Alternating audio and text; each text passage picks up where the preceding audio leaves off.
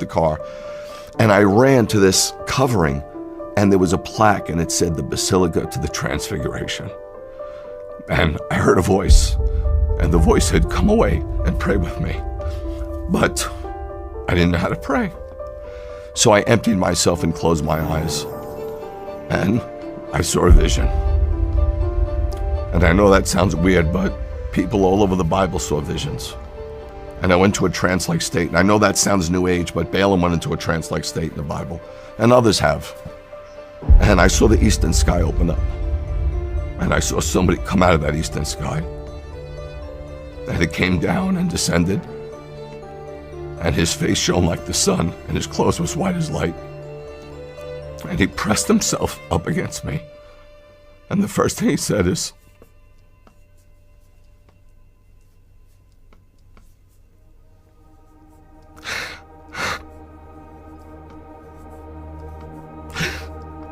"I love you."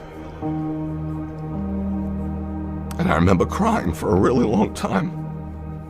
My wife says maybe it was about 20 minutes. And I looked back, and it wasn't tears of joy, and it wasn't tears of pain. It was like a sanctification. It was like a cleansing. Like all the crap, all the Eastern thought, all the nonsense, all the religion just came out of me. I didn't know anything about the Holy Spirit. I didn't know that God can enter your heart and live in your tabernacle. So I thought God was on the mountain. And I remember talking to God and saying, "I'm so sorry that I have to leave. I don't want to leave. But I hope one day I can come back here." 2 kids from the Bronx, punk kids from the Bronx, go to Israel on their honeymoon to party. And we come back born again, saved, knowing Yeshua as our Messiah.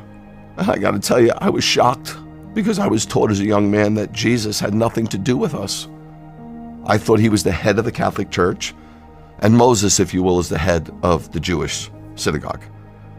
But then I turned over this New Testament expecting to see something really Christian, something hardcore Gentile, and said, this is the genealogy of Yeshua the Messiah, the son of Abraham. I'm like, what? I'm in shock. The son of David. I'm in shock. I'm reading this genealogy, and it's purely a Jewish genealogy.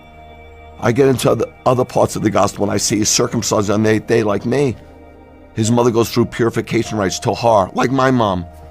He has a Pinyan Haben and dedicated, like I was. Man, I can't believe it.